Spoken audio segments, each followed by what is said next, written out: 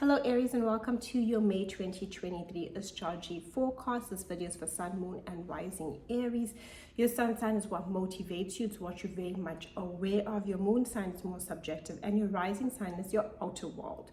So if you'd like to book a reading, there will be a link down below, as well as a link for appreciation of these videos. May is a very interesting month. We do start off the month on the 1st with Pluto going retrograde in your 11th house. This tells you to be very aware of your associations, very much your friendship groups, social circles, family groups, business groups.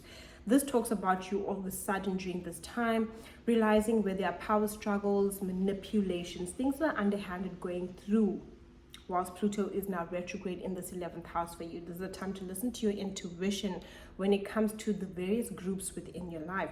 So think of all the groups that you are connected to. Family, work, if you have a sports group, any group that you join, a gardening group, those are all groups.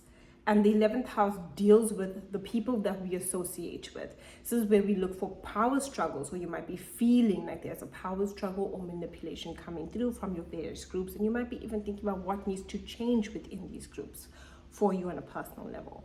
Now, we are still in a Mercury retrograde, so you can be feeling mentally fatigued, and we are met with frustrations, delays, miscommunication, and conflicts during the Mercury retrograde period. So we must be aware of that. And we're still in eclipse season. Now on the 5th, we have a full moon lunar eclipse in the sign of Scorpio, and for you that's in your 8th house.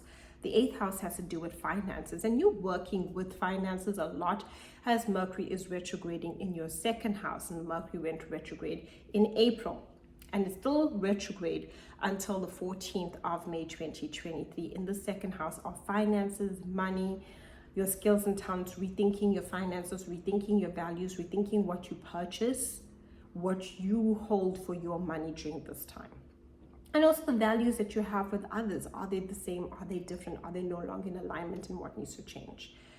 But what is most important with this full moon lunar eclipse happening on the 5th is it's also in your 8th house. This is linked to investments, financial investments, secrets, psychology, intimacy, vulnerability, where we share our energy with others. It also where we merge energy. So when we are talking about intimacy, even intimate relationships, if you are currently within a relationship, if you're single, it's where you can share yourself with someone, the people that you trust. So this full moon lunar eclipse will be bringing secrets to light for you. Anything that's hidden now shall come to light. It will highlight your fears, your doubts, your insecurities. So be gentle with yourself. And another thing that it will highlight is power plays and power struggles within your significant connections, where you merge energy with other people. This will also bring to light anything where you investing your time, your energy, and your money towards. So it's where you've been investing your money that you no longer feel is worth it, or your energy or your time. So if you're working at a place and maybe you're putting in so many hours, but it's not worth the pay, this is where you're going to be looking at yourself and asking yourself, is this really worth it? And what change do I need to make? And this full moon lunar eclipse will take you into the next 6 months.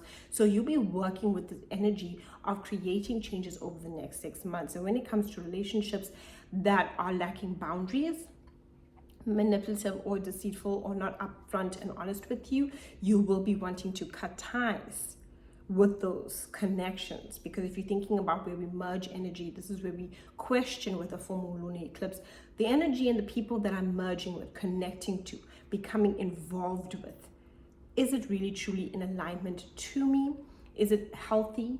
Is it, for my empowerment, or is it disempowering me? And you will cut the cords, clear the energy from those relationships. And if it's a work situation too, because it's where you're investing your energy, really look at your finances and how you can boost your income, and where do you want to invest your time, your energy, and your finances in order to grow your income. Now on the 7th, we have May, and on the 7th of May, we have Venus entering into this 4th house. This has to do with your home, your family. This is about beautifying your home. Venus is about love, luxury, and beauty. This is where you can spend on really improving your home, making your home better for you, more comfortable, where you can buy items for your home. Venus in the 4th is really good for family matters, bringing harmony and peace to family or anyone that you live with, as it involves your domestic life. So it's really good and brings that sweet energy to your home life and as well as your emotional well-being during this time. On the 14th, finally, Mercury goes direct in your second house. So you've been through the Mercury retrograde, and Mercury retrograde was in your second house. Misunderstandings, confusion about finances, conflict with loved ones about finances, if you share finances with the loved ones. This is all about your income and also your skills and talents and what are you getting paid. So you were working through that during the Mercury retrograde. It wasn't a great time to start anything new, but you could have completed deals for finances that you started before the Mercury retrograde. So we're talking about end of March, early April. Could have come through during this time. But now that Mercury is direct, you can finally take action and think clearly about your finances and ideas that you have for your skills and talents and how to boost that. On the 16th, Jupiter now will enter into the second house, where it will stay until next year. So this is really boosting your income. Jupiter is a planet of luck, opportunity, expansion, growth, and it's going to be staying for a full year. So until May of 2024, Jupiter will be in the second house. It's now in Taurus, and this is giving you the energy to truly go after your dreams when it comes to your finances. Watch out though, Jupiter can encourage because it brings so much of optimism and joy we can spend on large amounts during this time. So watch your finances, but there will be opportunities for you to make or boost your income at this time. Now, as Jupiter enters into Taurus, I did mention the Pluto retrograde in the sign of Aquarius, which is in your 11th house. So Jupiter, when it enters into Taurus until for a while, it will be in a square. So your second house will be squaring your 11th house of connection. So watch your finances when it comes to the people that you connect to, especially if it has to do anything with finances, skills, and talents, and power plays dynamics as such, as you don't want to get into anything that you feel the power is out of balance. So it will give you lots of opportunities, but trust your intuition when it comes to the people that you associate with when it comes to your finances. On the 19th, we have a beautiful new moon, and this will also be in your second house, offering you new opportunities, a fresh start, and beginnings to your finances, your skills, and talents. This is really good for you. On the 20th, we have Mars entering into Leo. This is into your 5th house.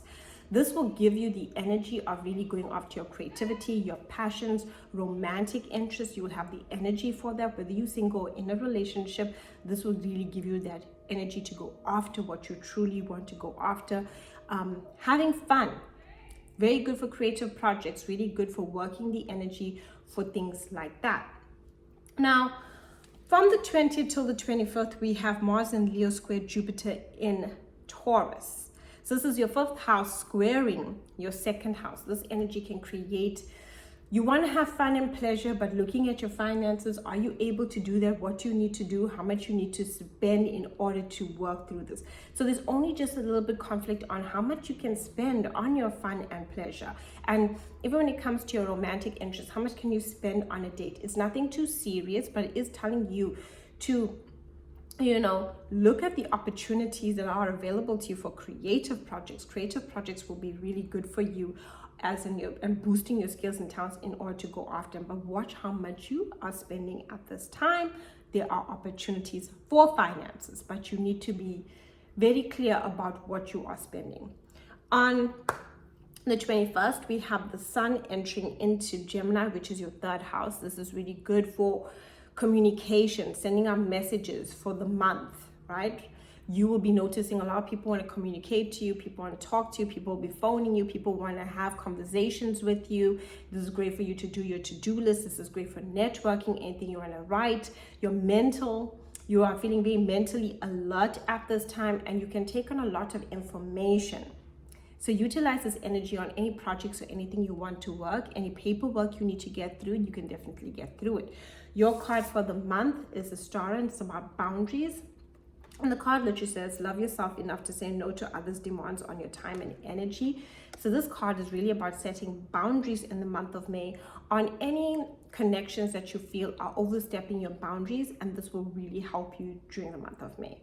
Thank you so much for watching, and do follow, subscribe for more astrology.